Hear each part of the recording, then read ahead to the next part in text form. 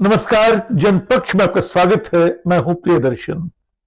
दोस्तों, दुनिया का सबसे धार्मिक देश कौन है? ये सवाल पूछते ही हो सकता है कि आपके जहन में कई देशों के नाम घूमने लगे हों, कई नक्शे आपको याद आने लगे हों। लेकिन चूंकि ये दौर हर चीज के सर्वेक्षण का है, हर चीज की गणना का है, तो एक सर्वे इस बात को लेकर भी हुआ कि सबसे धार्मिक देश, किस देश की जनता सबसे धार्मिक है। हालांकि जो सैंपल साइज है इसका, जिसको नमूना कहते हैं, वो 1700 का है। लेकिन इससे भी एक झलक मिलती है कि आखिर धार्मिकता नाम का बुखार किन देशों में सबसे ज्यादा है। और आपको पहले बता दूं कि ये जो सर्वे किया है वो यूनिवर्सिटी ऑफ पेंसिल्वेनिया के वाटन स्कूल और WPP ने मिलकर किया है। और 1700 लोगों के सर्वे में जो दुनिया भर से लिए गए हैं, पता चलता है कि जो सबसे 10वें नंबर से शुरू करते हैं, दुनिया के सबसे 10 धार्मिक देश कौन से हैं। जो 10वें नंबर पे आता है, इस सूची में भारत भी है। देखिएगा कहां आता है। 10वें नंबर पे आता है ओमान।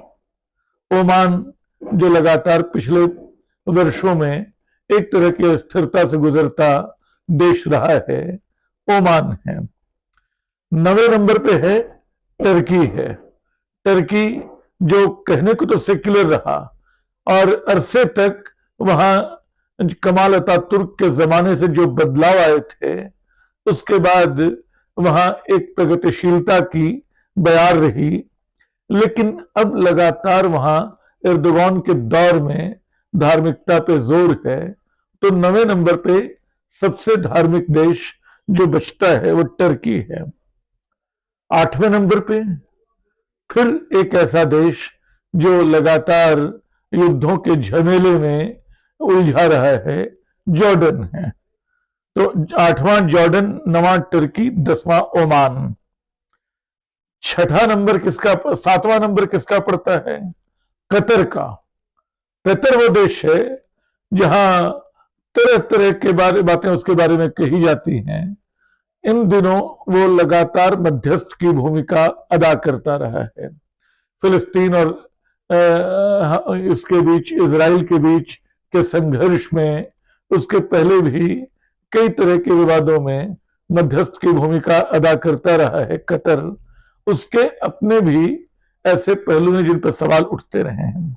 6ठा नंबर मिस्र का है, इजिप्ट का। अब जो पुराने पिरामिडों वाला जो समृद्ध देश है, नाइल नदी का, जिसको हम बचपन में नील नदी के रूप में जानते थे, मिस्र जो है दुनिया का 6ठा सबसे धार्मिक देश है। 5वां सबसे धार्मिक देश कौन है?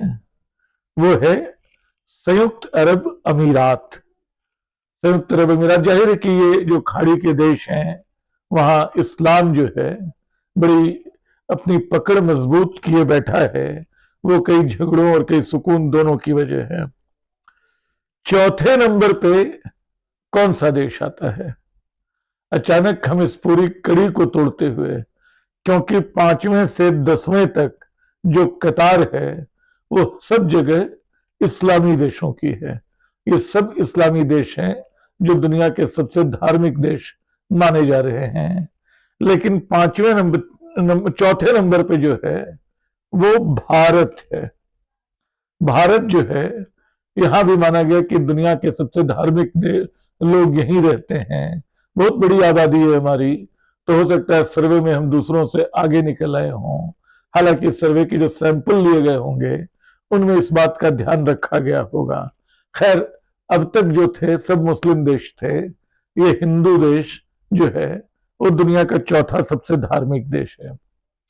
तीसरा सबसे धार्मिक देश ईरान है। ईरान जो है, इस पर इन दिनों वहां लगातार बगावत चल रही, अंदरूनी अस्थिरता का माहौल है। अमेरिका उसको धमकी दे रहा है, लेकिन वहां आयतुल्लाह खामेनी जो हैं वो मजबूती से बने हुए हैं और उसके पीछे वजह धर्म है। फिर धार्मिकता के इस इस्लामी वर्चस्व को तोड़ते हुए जो दूसरे नंबर का धार्मिक देश है वो है इजराइल। ये कैसी धार्मिकता है जो फिलिस्तीन और गाजा को नष्ट करके और अपने आसपास के देशों पे आक्रामक किस्म के हमले करके अपने आप को व्यक्त करती है। खैर, इजराइल के लोग फिर तो एक यहूदी देश सबसे धार्मिक देश माना जा रहा है। और सबसे धार्मिक देश कौन है, नंबर 1 कौन है? वो है सऊदी अरब। सऊदी अरब मक्का मदीना का देश, जहां दुनिया भर के इस्लामी धर्मावलंबी जाते हैं, वो दुनिया का नंबर 1 सबसे धार्मिक देश है। अब इस पूरी सूची को ध्यान से देख लीजिए, पता चलेगा कि इसमें कोई भी यूरोप का देश शामिल नहीं है, कोई भी ईसाई देश शामिल नहीं है। क्या फ्रांस, क्या इटली, जहां पोप रहते हैं वेटिकन सिटी में, क्या ब्रिटेन, यहां तक कि यूरोप से अलग अमेरिका, क्या वहां ईसाइयत कमजोर है? जाहिर कि ऐसा नहीं है। जर्मनी, रूस, तमाम जगहों पे हम सब जानते हैं कि ये ईसाई पहचान वाले देश हैं और अपनी ईसाइयत को छुपाते नहीं हैं, उस पर फख्र भी करते हैं। लेकिन शायद किसी सर्वे में अपने आप को अपनी ईसाई पहचान से ज्यादा बड़ी उनको दूसरी पहचानें अपनी लगती रही हों। चीन जो है, जहां बौद्ध धर्म अपने आप में बहुत बड़ी उपस्थिति एशियाई कई देशों में है, वो देश भी अपने आप को सबसे धार्मिक देश नहीं मानते हैं। वहां के लोग भी ऐसे धार्मिक नहीं बनते हैं।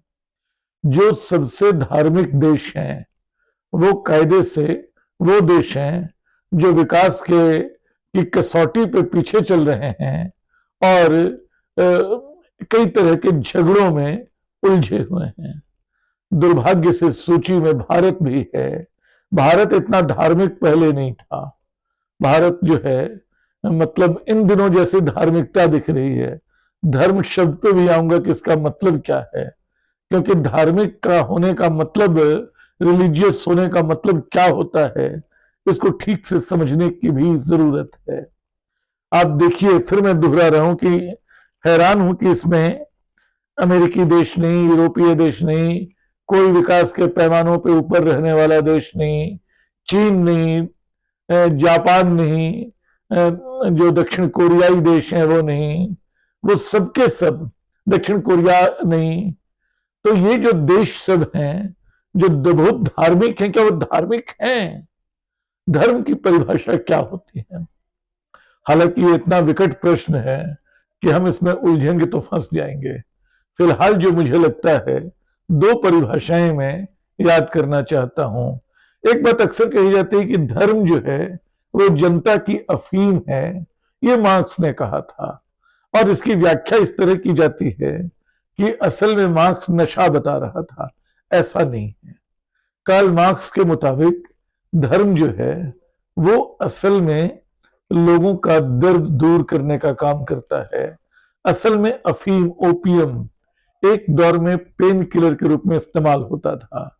जब आज के टेबलेट्स, आज के पेन किलर आए नहीं थे, तब दर्द से छुटकारा पाने का एक रास्ता जो था वो खुद को बेहोश कर लेने जैसा होता था, अपने होश गंवा देने जैसा होता था, और इस काम में ओपियम, अफीम मदद करता था।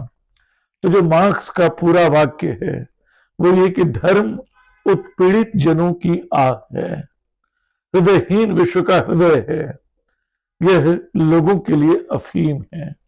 तो असल में कहना वो ये चाहता था कि धर्म जो है वो गरीब आदमी का जो के लिए सांत्वना, राहत, उसकी पीड़ा हरने का एक उपक्रम है, जो वास्तविक दर्द दूर नहीं करता है, दर्द की वजह दूर नहीं करता है, दर्द को भुला देता है।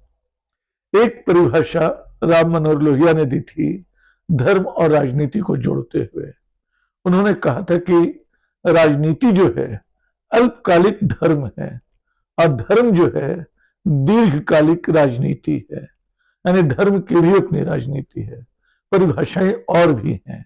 हमारे समय में धर्म जो है लगातार सांप्रदायिक हुआ जा रहा है। धर्म की जगह सांप्रदायिकता ने ले ली है। क्योंकि देखिए बहुत सारे लोग मानते हैं कि धर्म की भूमिका अब उस तरह नहीं बची है। धर्म ने एक दौर में सभ्यता के बिल्कुल धुंधलके में बहुत सारा कुछ सिखाया जो बहुत उपयोगी था, जो हमें सभ्यता के निर्माण की दिशा में, जो हमें एक बेहतर मनुष्य दिशा की बनाने की दिशा में एक बड़ा कदम साबित हुआ। लेकिन अंततः धर्म जो सिखाता है उसको अब सीखने के लिए धर्म की आवश्यकता नहीं है। जो करुणा है वो हम कविता से सीख सकते हैं, जो बहुत सारी दूसरे गुण हैं, पड़ोसियों से प्रेम करना, दूसरों की मदद करना, ये सब धीरे धीरे धर्मनिरपेक्ष सेकुलर किस्म के काम होते जा रहे हैं। इनके लिए हमें धर्म की जरूरत नहीं है। धर्म एक संगठन के रूप में बचा है, एक सत्ता की शक्ति के रूप में बचा है, सत्ता के नियामक के रूप में बचा है। आज जहां जहां वो इस रूप में बचा है वहां धार्मिकता का डंका बजता है, जनता पे अत्याचार होते हैं, राजा अपने अपराधों को धर्म की आड़ में छुपाता है। हमारे यहां भी जो लोग इन दिनों बहुत ज्यादा धार्मिक हो रहे हैं, असल में वो सांप्रदायिक लोग हैं जो धर्म की आड़ में अपने पाप छुपाते हैं, जो घृणा को फैलाते हैं। आप देखिए कि जहां जहां धर्म इस तरह फैला है वहां तमाम तरह के अपराध भी साथ साथ फूल फल रहे हैं, उनको जमीन मिल रही है। तो दोस्तों, धार्मिक देशों की सूची आपने देख ली। दुनिया के 10 सबसे धार्मिक देश जो आए हैं वो आपने देख लिए। इनमें कोई विकसित देश नहीं है, इनमें कोई प्रगतिशील देश नहीं है, इनमें कोई मानव मूल्यों का बहुत दूर तक सम्मान करने वाला देश नहीं है। हमारा देश ये हुआ करता था, लेकिन धीरे धीरे वो अतिरिक्त धार्मिक हुआ जा रहा है। धर्म का नमक हमारे समाज में बिल्कुल जहर हुआ जा रहा है। इस धार्मिकता से मेरी गुजारिश है कि थोड़ा निजात पाएं, तब शायद हम ज्यादा मनुष्य बन पाएं। शुक्रिया।